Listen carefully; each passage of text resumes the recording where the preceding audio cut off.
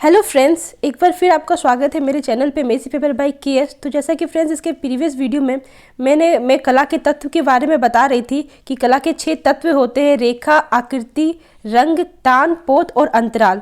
तो मैंने रेखा के बारे में डिस्कस किया था कि रेखा किसे कहते हैं, कितने प्रकार की होती है। वैसे ही आज इसके आगे डिस्कस करूँगी आकृति के बारे में, देन फिर रंग के बारे में, फिर तान, पोत एंड उसके लास्ट में अंतराल के बारे में। आज इन सब चीज़ों को लेकर बताऊँगी। तो आते हैं सबसे पहले आकृति, जिसे रूप के नाम से भी जाना जाता है। तो जानते हैं कि आकृति किसे कहते हैं। तो रूप का वह क्षेत्र है जिसका अपना निश्चित आकार होता है।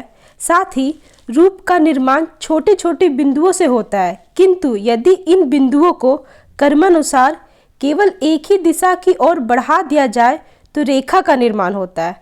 अतः बिंदु निर्माण के लिए यह आवश्यक है कि इन छोटे छोटे बिंदुओं को सभी दिशाओं में आवश्यकता अनुसार रखा जाए। यह बिंदु बिखरी हुई अवस्था में नहीं होनी चाहिए। यदि ऐसा होगा तो किसी भी रूप का निर्माण नहीं होगा। इन बिंदुओं को आसपास में निश्चित आकार से जोड़कर इनका अंकन करना चाहिए, तभी रूप का निर्माण होगा।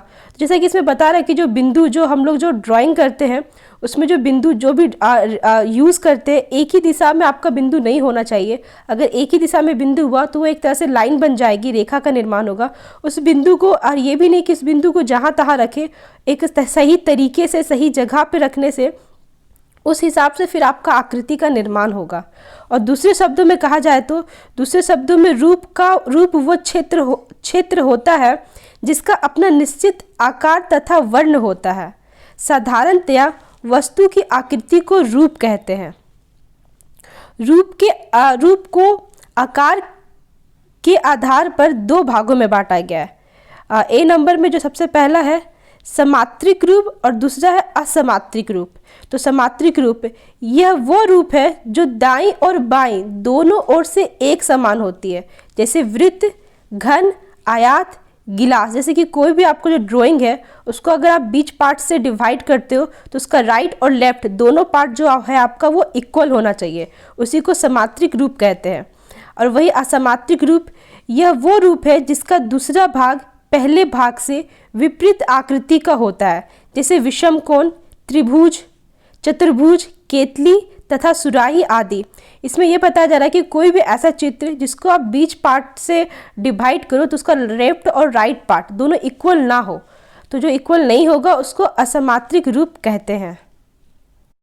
अब आते हैं तीसरे नंबर पर वर्ण, जिसे रंग के नाम से भी जाना जाता है। और एग्जाम में आ भी सकता है कि वर्ण को और किस नाम से जाना जाता है, तो रंग के नाम से जाना जाता है। या रंग को किस नाम से जाना जाता है, तो वर्ण के नाम से जाना जाता है। तो वर्ण किसे कहते हैं? वास्तव में वर्ण प्रकाश का गुण है। प्रकाश की किरणें द्वारा ही हम किसी भी वस्तु को देख सकते हैं। वर्ण गुण जिसमें दिखाया कि वर्ण के 3 गुण होते हैं। पहला रंगत, जिसको इंग्लिश में ह्यू कहते हैं। दूसरा है मान, जिसको इंग्लिश में वैल्यू कहते हैं। और तीसरा है संगतता, जिसको इंग्लिश में इंटेंसिटी कहते हैं। तो आते हैं पहले पे कि रंगत किसे कहते हैं। तो रंग की प्रकृति को रंगत कहते हैं, जैसे पीलापन, लालपन, नीलापन आदि। ये वर्ण का गुण माना जाता है। और ये बहुत इंपॉर्टेंट, जो ये वर्ण मैं आप लोगों को बता रही हूँ, इससे 100% क्वेश्चन आते हैं। बहुत सारे क्वेश्चंस ऑलरेडी आ चुके हैं, जैसे रंगत किसे कहते हैं, मान किसे कहते हैं, संगतता किसे कहते हैं। ये क्वेश्चन ऑलरेडी पूछा जा चुका है एंट्रेंस में। तो ये वाला जो रंग बता रही हूँ मैं, इसको आप जितना भी मैंने आज जिक्र किया है रंग के बारे में, आप पूरा का पूरा अच्छे से लर्न कर जाए। नेक्स्ट आते हैं आपका मान पे, वैल्यू। यह रंग के हल्के व गहरेपन का घोतक है, जैसे गहरा लाल और हल्का लाल। ठीक है। यदि किसी रंग में सफ़ेद रंग मिला दिया जाए तो उसका रंग बढ़ जाता है, और यदि किसी रंग में काला रंग मिला दिया जाए तो उसका रंग घट जाता है। इस प्रकार सफ़ेद व काले रंग की मात्रा किसी एक रंग में मिलाकर एक ही रंगत के विभिन्न मान प्राप्त किए जा सकते हैं। और इस पे से भी एक क्वेश्चन आता है कि सफ़ेद रंग को मिलाने से रंगत मान बढ़ता है या घटता है। तो उस टाइप से आपको बताना है कि सफ़ेद रंग को मिलाने से रंगत मान जो भी है घट जाता है। ठीक है। तो इससे भी क्वेश्चंस आते हैं और ऑलरेडी आ चुके हैं। वहीं क्वेश्चन एक और आ सकता है कि काले रंग को मिलाने से मान घटता है या बढ़ता है, तो आपको बोलना है घटता है। वहीं सफ़ेद रंग को मिलाने से मान घटता है या बढ़ता है, तो आपको बोलना है बढ़ता है। तो ये भी क्वेश्चंस आते हैं। तीसरे नंबर पे आते हैं संघनता, इंटेंसिटी। यह रंग की शुद्धता का परिचायक है, ठीक है। और इसमें भी क्वेश्चन आता है कि रंग की शुद्धता का परिचायक किसे कहते हैं, तो संघनता को कहते हैं। इस टाइप से क्वेश्चन आते हैं। जिनका अधिक वर्ण शुद्ध होगा उतना ही उसका घनत्व होगा। अधिक घनत्व वाले वर्ण यानी रंग चमकदार होते हैं तथा मिश्रित वर्ण में संघनता कम होती है, ठीक है। मिश्रित वर्ण मतलब मिक्स कलर, उसमें संघनता कम होती है। किसी भी वर्ण में तटस्थ रंग या धूमिल रंग, तटस्थ को धूमिल रंग से भी जाना जाता है, ठीक है। तटस्थ रंग मिलाकर वर्ण की संघनता को कम किया जा सकता है। जैसे कि इससे भी क्वेश्चन आ सकता है कि धूमिल रंग को और कौन रंग से जाना जाता है, तो तटस्थ रंग से जाना जाता है। तो ये सब छोटी छोटी जो पॉइंट्स है उसको आप अच्छे से लर्न करें और ध्यान में रखें। नेक्स्ट आते हैं वर्ण के भेद, ठीक है। वर्ण के निम्नलिखित भेद है, बहुत ही इंपॉर्टेंट। सबसे पहला नंबर पर आता है मुख्य वर्ण या प्राथमिक वर्ण यानी प्राइमरी कलर। मुख्य वर्ण वो वर्ण है जो किसी मिश्रित के द्वारा प्राप्त नहीं किया जाता, इसमें कोई भी रंग मिलाया नहीं जाता, ठीक है। ये वैसा रंग है जैसे कि लाल, नीला, पीला, ठीक है। इसमें कोई भी रंग मिला के रंग का निर्माण नहीं किया, ये सिंगल रंग, ये शुद्ध, जिसे शुद्ध वर्ण कहा जाता है। और उसी तरह आता है एग्जाम में कि पदार्थ के मुख्य रंगत क्या है, तो पदार्थ की मुख्य रंगत है नीला, पीला, लाल। एंड प्रकाश की मुख्य रंगत क्या है, तो हरा, बैंगनी तथा लाल। प्राथमिक वर्णों के प्रभाव, जो प्राथमिक वर्ण है लाल, नीला, पीला, उसका प्रभाव जानते हैं। तो लाल वर्ण का प्रभाव क्या है, उत्तेजना, प्रेम, हिंसा, क्रोध तथा खतरा। यह गर्म वर्ण है। ऐसे भी पूछेगा कि गर्म वर्ण कौन सा होता है, ऑप्शन में दिया रहेगा, तो जैसे कि लाल रहेगा तो आपको लाल टिक करना है, ठीक है। और सेकेंड एग्जाम में क्वेश्चन आएगा कि लाल वर्ण कैसा प्रभाव उत्पन्न करता है, तो जो उत्तेजना, प्रेम, ये सब में से कोई एक ऑप्शन में रहेगा, तो उसमें से आपको एक टिक करना। और इससे क्वेश्चंस ऑलरेडी बहुत बार पूछे जा चुके हैं, ठीक है। तो आप इसे अच्छे से लर्न कर लेना। बी नंबर, पीले वर्ण का प्रभाव प्रसन्नता, प्रफुल्लता, गर्व, प्रकाश, तेज, बीमारी तथा चमक आदि। और यह गर्म वर्ण है यानी गर्म रंग है। नीले वर्ण का प्रभाव, तो नीले वर्ण का प्रभाव है शीतलता, आनंद, राजस्व, निराशा, बीमारी तथा रात्रि आदि। और यह ठंडा वर्ण है। वहीं आते हैं द्वितीयक वर्ण, सेकेंडरी कलर। किन्हीं दो मुख्य रंगों को मिलाने से जो रंग प्राप्त होता है उन्हें द्वितीयक वर्ण कहते हैं। दो मुख्य रंग मतलब जो दो प्राइमरी रंग है लाल, नीला, पीला में से किसी भी दो रंग को मिलाने से जो रंग तीसरा रंग आपको प्राप्त होगा उसे सेकेंडरी कलर कहते हैं। जैसे आप देख सकते हैं कि साइड में है लाल, लाल जो है आपका ये क्या कहता है प्राइमरी कलर है, उसी में अगर हम नीला मिला दें तो बैंगनी बनता है। लाल नीला दोनों प्राइमरी कलर है और दोनों प्राइमरी कलर को मिलाएंगे तो सेकेंडरी कलर बनेगा बैंगनी। वैसे ही लाल प्लस पीला ये भी दोनों प्राइमरी कलर है और ये दोनों कलर को मिलाएंगे तो सेकेंडरी कलर बनेगा बैंगनी। और सी नंबर पे पीला प्लस लाल ये दोनों कलर को मिलाएंगे तो बनेगा सेकेंडरी कलर हरा। तो ये भी पूछा जाएगा कि सेकेंडरी कलर के अंदर कौन कौन से रंग आते हैं, तो बैंगनी, नारंगी, हरा आते हैं, ठीक है। अब जानते हैं कि द्वितीयक वर्ण जो रंग है उसके प्रभाव। तो बैंगनी वर्ण का प्रभाव जो होता है वो है सम्मान, राजस्व, मृत्यु आदि। और ये ठंडा वर्ण है, ठीक है, यानी ठंडा रंग है। बी नंबर में आते हैं नारंगी वर्ण का प्रभाव। नारंगी वर्ण का प्रभाव है ज्ञान, प्रेरणा, वीरता आदि। और ये गर्म वर्ण है। सी नंबर में आते हैं हरे वर्ण का प्रभाव। तो हरे वर्ण का जो प्रभाव है वो है वसंत, सुरक्षा, मनोहरता, समृद्धि, प्रसन्नता तथा सफलता आदि। और ये ठंडा वर्ण है। अब आते हैं फ्रेंड्स तृतीयक वर्ण में। तो तृतीयक वर्ण किन्हीं दो द्वितीयक वर्णों को मिला दिया जाए तो तृतीयक वर्ण बनता है।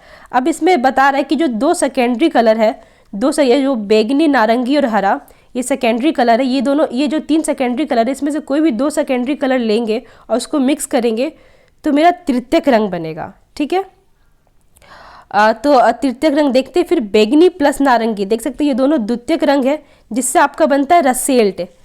दूसरे नंबर पे बैगनी प्लस हरा, जिससे आपका बनता है ओलिव। और तीसरे नंबर पर हरा प्लस नारंगी, जिससे आपका बनता है सिर्टन।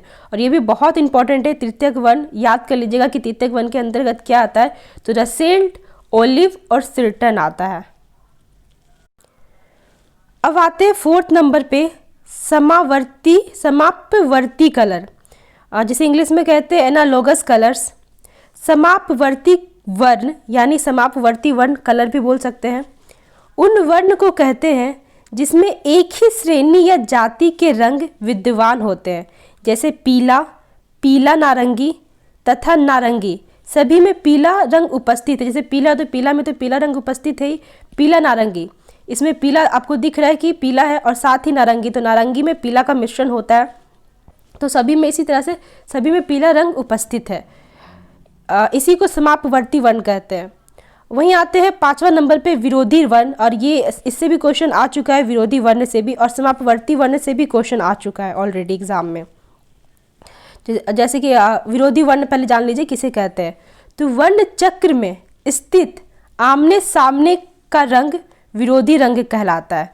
तो एक वर्ण चक्र होता है, कभी मैं वीडियो में आप लोगों को करके बताऊंगी कि वर्ण चक्र को कैसे मतलब आइडेंटिफाई करना होता है, जिसमें सारा रंग आपको दिखाई देगा। वर्ण चक्र में प्राइमरी कलर भी दिखाई देगा, सेकेंडरी कलर भी दिखाई देगा और विरोधी कलर भी दिखाई देगा। तो कभी मैं वीडियो में आप लोगों को करके बताऊंगी, ऐसे मुँह से बताऊंगी तो समझ नहीं आएगा।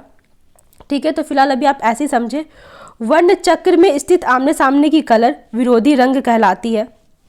जैसे कि हरा का विरोधी रंग होता है लाल, लाल का विरोधी वर्ण बैगनी और तथा लाल का विरोधी वर्ण पीला। ठीक है, एक बार फिर मैं रिपीट कर दूं। हरा का विरोधी वर्ण होता है लाल, नारंगी का विरोधी वर्ण बैगनी और लाल का विरोधी वर्ण पीला है। और इससे भी क्वेश्चन आएगा, जैसे कि पूछ देगा एग्जाम में कि नारंगी का विरोधी वर्ण क्या है, तो आपको बोलना पड़ेगा बैगनी। वही 6 नंबर पे आते हैं एकाकी वर्ण। यहाँ केवल एक ही रंगत के विभिन्न मान तथा सघनता वाली रंगतों का तालमेल एकाकी वर्ण के अंतर्गत आता है, क्योंकि यह एक ही वर्ण से बने होते हैं। जैसे नीला, हल्का नीला और गहरा नीला, यानी सब में नीला है, बस उसका जो टोन है वो चेंज होते जा रहा है। तो जो टोन चेंज होते जा रहा है उसी को एकाकी वर्ण कहते हैं। अब आते हैं तान, जिसे टोन भी बोलते हैं इंग्लिश में।